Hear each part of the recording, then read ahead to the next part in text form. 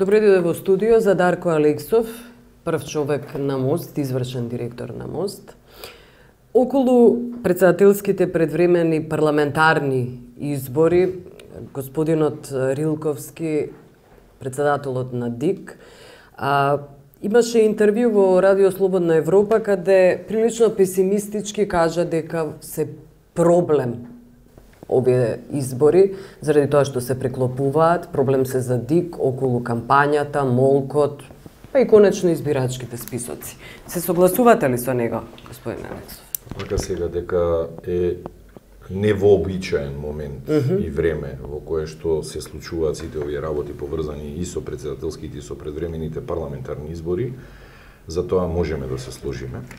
Исто така можеме да се сложиме дека со распишувањето на предвремените парламентарни избори, доколку се случи деновиве, а се поизвестно е дека тоа ќе се случи, целата ситуација станува многу покомплексна и предизвикот изборната администрација да го спроведе овој процес е многу поголем, за разлика од тоа само да имавме, да речеме, председателски избори. Значи, за тоа би се сложиле со председателот на Државната изборна комисија. Исто така би се сложиле со председателот на Државната изборна комисија дека ДИК како институција или како државен орган нема моќта на законодавец или мандатот на законодавец и не може да влијае врз евентуална измена на изборните правила или во овој случај адаптација за да може да се искалибрираат и да се синхронизираат двата процеси, туку таа моќ или тој мандат му припаѓа на Министерството за правда, првенствено на Собранието на Република Македонија, па Министерството за правда и конечно владата на Република Македонија. Бидете попрецизен, каде го лежи проблемот, каде го гледате проблемот? Во оваа фаза има неколку работи кои што треба да се посочат како предизвици. Не би рекол дека се проблеми од проста причина што станува збор за два различни изборни процеси. Имавме ваков случај во 2009 година кога се организира два изборни процеси, тоа беше локалните избори, избори на градоначалници и совети, односно председателските избори. Прецизно, значи тоа што можеби не беше доволно јасно во излагањата и дебатава која што се води во јавноста деновиве, за која што ќе кажеме повторно дека е малку задоцнета, заради тоа што на ден до два пред распишување на изборите многу тешко може да се случи нешто драматично. Меѓутоа еве да појасниме. Драматично во смисол, еве нашиот став е дека доведени сме во ситуација во која што дел од работиве можеби може да се средат со законска интервенција. Кои работи? Ајде, ред по ред. Например, имаме преклопување на кампања од парламентарни од председателските избори со кампањата од парламентарните избори. Што е спорно? Законски, легалистички гледано нема ништо спорно.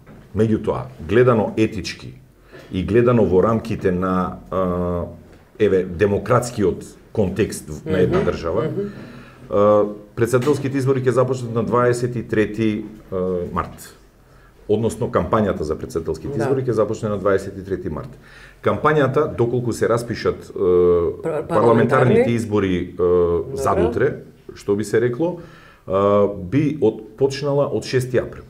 Тоа значи дека имаме 13 дена во кои што ќе имаме изборна кампања, која што нема да реферира на парламентарните избори, меѓутоа, сепак, согласно законот, председателските кандидати ќе имаат право да ја водат таа кампања. И тоа не е можеби толку проблематично, се додека се направи чиста дистинкција, меѓутоа знаеме дека позади кандидатите за председател стојат политичките ентитети. Без разлика дали тие се поддржани со потписи од граѓани или не. Како господинот Ѓорѓе Иванов кој Значи не само господинот Ѓорѓе Иванов, значи и господинот Пендаровски, и господинот Халими и кандидатот на Гром, Поповски. Значи имаме ситуација во која што и де факто, и де јуре преку органите на партијата овие луѓе ја добиле поддршката од партиите. Тоа значи дека имаме 4 кандидати во одредени случаи имаме комбинација на граѓанска поддршка и партиска, и во одредени, значи во одредена ситуација имаме, само да докажам, значи, што се случува?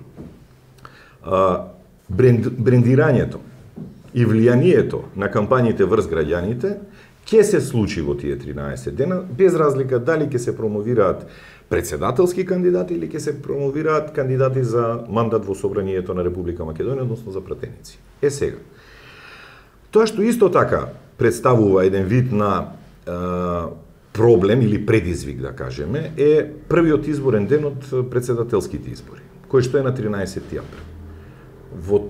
Значи, во тој викенд политичките партии ќе бидат во ек на својата кампања за парламентарните избори.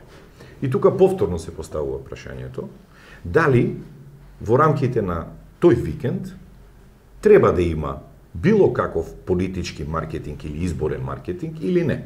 Значи, тоа е вториот момент. Третиот момент... Денот на молк? Имено, значи, не е денот на молк. Молкот почнува 24 часа пред отпочнување на гласањето, што значи дека молкот де факто почнува од петокот.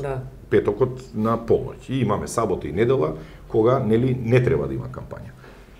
Согласно законот, кампањата ќе биде дозволена за парламентарните избори. Што значи дека на изборен ден ќе може да се пушта платена политичка програма од сите политички учесници на парламентарните избори, само за парламентарните. Зошто тоа решение не е средено со закон? Затоа што, повторно, ќе се вратам на почетокот на нашиот разговор и ќе кажам дека ова е тотално невообичаено. Добро, законодавецот не предвидел дека може да се поклопат? Па, видете, како не може значи, да предвиди? Па еве, ајде вака да правиме муабет. Во 2004 година имавме предвремени председателски избори. Сега да се вратиме малку наназад, ако ви текнува. 2004 или 2005 со немилиот случај на господинот Трајковски. Да, предвремените председателски избори се регулирани во законот. Меѓутоа не можете да ги предвидите, значи, действијата кои што можат да влијат или да не влијат врз процесот. Во конкретниот случај, ова не можеме да кажеме дека е ситуација која што секој може да ја предвиди, притоа во најмала рака немам намера да го бранам законодавецот, напротив, значи ние години наназад битка биеме за одредени законски измени кои што треба да се случат. Меѓутоа, треба да потенцираме дека конструктивноста во овој процес и во овој период од процесот е клучна. Значи имаме кампања во ек на изборен ден. Законски е дозволена. Така? Потоа, резултатите од истражувањето на јавното мислење, согласно изборниот законник, не смеат да се објавуваат 5 дена пред изборниот ден. Значи во 5 дена пред изборниот ден. Пред тоа но ќе можат заради тоа што да кажеме дека истите можат да се објават за парламентарните избори на 12 април, односно еден ден пред председателските избори. И тоа ќе може да се случи. Значи, овие прашања не можат да се синхронизираат во рамките на изборниот законник, одговорно тврдам, и да се предвидат, доколку двата изборни циклуси не се распишат во исто време. Со оглед на тоа дека имаме ситуација во која што има стриктни законски рокови, уште еднаш ќе кажам, кои што се генерално во линија со сите меѓународни стандарди, повторно мораме тоа да го земеме во предвид, бидејќи Венецијанската комисија имаше препораки и ОДИР имаше препораки кои што се инкорпорирани во законот, само да докажам, имаме ситуација во која што во оваа фаза дел од овие работи треба да бидат предмет на политички договор и консензус, со што ќе се покаже од страна на сите учесници во процесот демократска култура и капацитет, во рете што се констатирани проблемите ги знае, ако не пошироката, тогаш експертската јавност сигурно, меѓутоа треба и да се види кои решенија би биле предложени на тие проблеми. Конкретно, од 23 до 6 се 13 дена кампања, кои што, или 14 дена кампања, која што реферира на председателските избори. Таа кампања, ако се тргне од председателските избори, на председателските кандидати ќе им останат 7 дена за спроведување на кампања. Значи не може да се констатира ад хок дека не може да има кампања во тој период.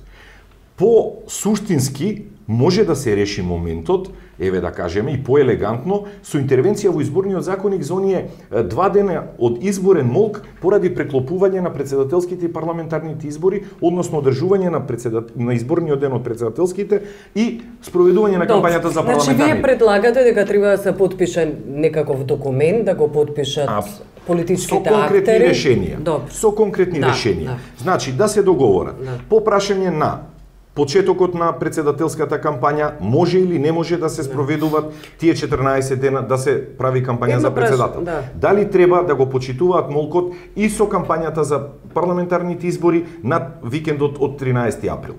Дали ќе се објавуваат резултати од истражувањата на јавното мислење 5 дена пред или 5 дена или за време на изборниот ден. И така натаму, и така натаму. Сите тие моменти треба да бидат заемно договорени, ако сакаме на крајот да покажеме дека колку толку има демократска зрелост и капацитет да се спроведе ова како што треба. Верувате ли дека ова што го говорите и кое се однесува на кампања, на молк, на анкети е клучно за резултатот на изборите? Зошто ве прашувам? Главните проблеми кои ги имал, барем досега, кои сме ги имале на изборите, односно се констатирани од страна на ОПСЕ, значи на влијателни меѓународни институции и организации, се однесуваат на избирачки списоци кои не се пречистени, каде што можеме да видиме дека мртвите души гласаат. Потоа ни се случи пустец, например, за време на локалните избори, па 3 пати се гласаше, например, за Жерновски во центар. Имавме списоци на вработувања од страна на владеачката партија, кои беа детектирани од страна на медиумите, беше А1, па потоа и Алфа телевизија. Што ќе се направи околу овие проблеми? Заради тоа што ги детектирате проблемите околу кампањата, анкетите. Ова се вистинските, разговаравме за изборниот законник и тоа што го изложив тука е едно експертско гледање и анализа на тоа кои се роковите, затоа што тоа и беше прашањето од ваша страна, кои се роковите кои што евентуално може да предизвикаат проблем или да направат одредена, да створат потреба за импровизација и за нешто што не е во согласно со законот. Но околу избирачките списоци, господинот Трилковски рече дека не може да гарантира дека се пречистени. Господинот Трилковски нема да го коментирам во оваа фаза. Тоа е негово мислење, ние го почитуваме мислењето на секој што е. Не се, вие што мислите? Ние бевме дел од работната група. Добро.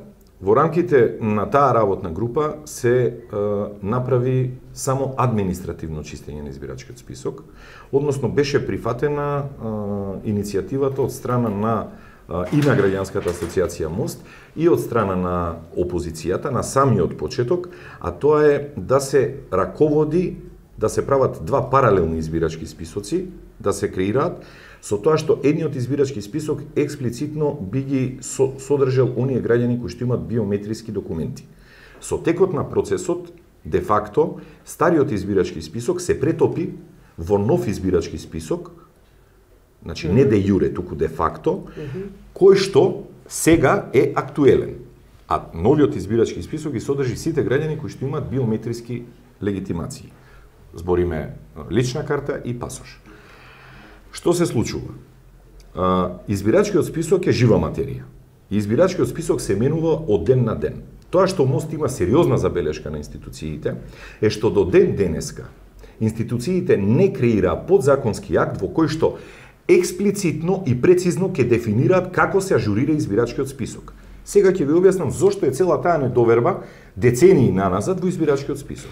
Затоа што нити јавноста, нити па онаа потесна јавност може со сигурност да констатира која е процедурата на ажурирање на избирачкиот список. Односно, кои се податоците кои што Министерството за внатрешни работи ги предава до Државниот завод за статистика и во каков формат и во кој временски интервал. Знаеме дека сега ќе имаме почесто ажурирање на избирачкиот список и тоа е многу позитивно. и избирачкиот список не може преку ноќ да се прочисти, тоа е уште еден Што значи битен тоа момент. преку ноќ? Колку трае таа ноќ во оваа држава? Вака, ако се послуша ставот на Мост кој што веќе подолго време го да речам го заговараме или го кажуваме на јавноста, тоа е активна регистрација за гласање. Еднаш за секогаш, ако сакаме да се направи рез и да се престане со овие според нас дебати кои што го нарушуваат имиџот на изборите во предизборието, треба да се направи и да се овозможи активна регистрација на гласачите во Република Македонија. Тоа значи, ова не важи, секој со личната карта или со пасошот да си отиде во подрачната единица на Државната изборна комисија и да се регистрира како гласач. Тогаш, оние граѓани кои што нема да бидат на избирачкиот список, нема да бидат таму само поради тоа што не отишле да се регистрираат. А Уставот им го гарантира тоа право и нема да има никакви противуставни дејанија во тоа насока. Во Британија ова. Во Америка, во Британија. Исто така активна регистрација за гласање имаме и во диаспората, да не заборавиме. Па и таму гласачите одат и се пријавуваат за гласање. Што е толку спорно таа вежба да ја направиме во Република Македонија, значи тој процес и еднаш за секогаш да ја престанеме да ја прекинеме дебатата поврзана со па има мртви души, па има едно, па има друго. Мртвите души нема да може да се пријават и да се регистрираат како гласачи. Еднаш за секогаш. Ќе се вратам повторно на подзаконскиот. Зашто опозицијата не го предложила? Па ќе мора да ги прашате нив. Не можам да говорам во нивно име, ниту пак имаме таква намера, ниту пак до тој степен ги коментираме нивните, да речам, изјави и ставови. Нивните ставови се нивни ставови. Меѓутоа, уште еднаш ќе кажам, проблемот со конкретно, прецизно, опишано како се ажурира избирачкиот список, документ, подзаконски акт или било што кој што ќе биде јавно објавен и за кој што јавноста точно ќе знае како сето тоа се случува, е тоа што во оваа фаза недостасува. А вториот момент, уште еднаш ќе кажам, ставот и барањето на Мост да имаме активна регистрација на гласачите во Република Македонија. И еднаш за секогаш да завршиме со овие, нели, па имало мртви, па имало отпустец, па имало од ваму, па имало од таму. Сега ќе ве вратам за пустец. Во текот на претходниот изборен процес, кога се дојде до сознание дека има на една адреса многу гласачи и така натаму, чинам дека опозицијата, СДСМ, поднесе до Државната изборна комисија барање да се објасни по која основа одредена група на гласачи, бидејќи они го имаат избирачкиот список согласно закон на увид кај нив, по која основа, да речеме, на неколку адреси гласачите биле запишани како гласачи, односно се ново запишани гласачи компарирано со претходните избори, бидејќи го имаат избирачкиот список и од претходните избори, и опозицијата може многу лесно да ги украсти тие податоци и да го увиди тоа. Увиденото го испратија до Државната изборна комисија за мислење, односно побараа одговор по која основа овие луѓе биле запишани во избирачкиот список. Државната изборна комисија, една работа мора да расчистиме.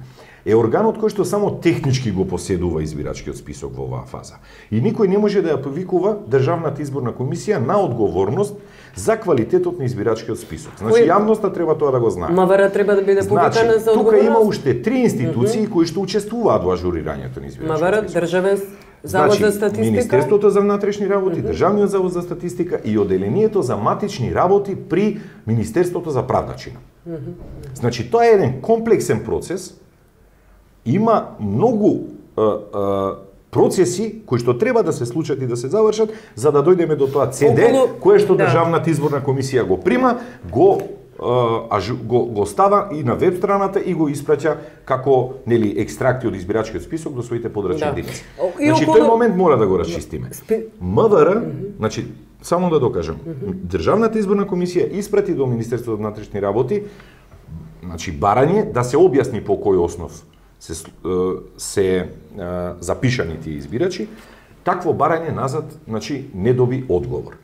И уште во неколку наврати ние во текот на тој процес апелиравме до Министерството за внатрешни работи да каже што е позадината на сето тоа. Повторно гледаме дека се исполнуваат тие гласачи од Пустец и така натаму и така натаму. Уште една работа битна во рамките на работната група е тоа дека после овие избори ќе се преде кон теренско чистење на избирачкиот список, каде што предмет на проверка ќе бидат токму оние адреси каде што има регистрирано, како што можеме да видиме, многу гласачи. Добро, значи овие избори може сакате да кажете дека може да се случи Пустец, па следните избори после наше е да следиме, да констатираме и да гледаме може дали ли да се случи Пустец. Не можам да преудицирам и не можам да кажам дали може или не може да се случи. Но стравувате дека може да се случи. Па не стравуваме од ништо, да ви кажам наискрено. Значи сега стравувања, Мост не е учесник во изборниот процес, Мост е тој кој што го наблюдува изборниот процес. Констатирате некаква загриженост. И аргументирано ги споделуваме нашите сознанија со јавноста. Ако тоа се случи, јавноста ќе знае. Ако не се случи, нема што да се знае. Толку ќе кажам. Добро. Околу списоците за вработување не ми кажавте што мислите, заради тоа што прилично долго време постојат критики до владеачката партија дека изборите всушност представуваат уцени, заплашувања, корупција на граѓаните со вработувања или пак со давање на кеш. Вака сега има низа на нерегуларности кои што се случуваат и во предизборието и во текот на изборниот ден. Да речеме изборниот ден дека не е одлучувачки, тоа е бидејќи го спомнавте кешот. Го спомнавте кешот. Да. Кешот се случува на самиот изборен ден. Проблемот со наблюдувањето е што кога гласачот ќе влезе на избирачкото место, он го остварува своето право на глас согласно законот. Не разбирате? Што се случува во некоја гаража надвор? Но и предходно, говорам предходно, луѓе кои треба да донесат 5 или 10 гласачи. Например, за тие списоци говорам, веќе го искоментиравме моментот за луѓе кои што треба да донесат гласачи.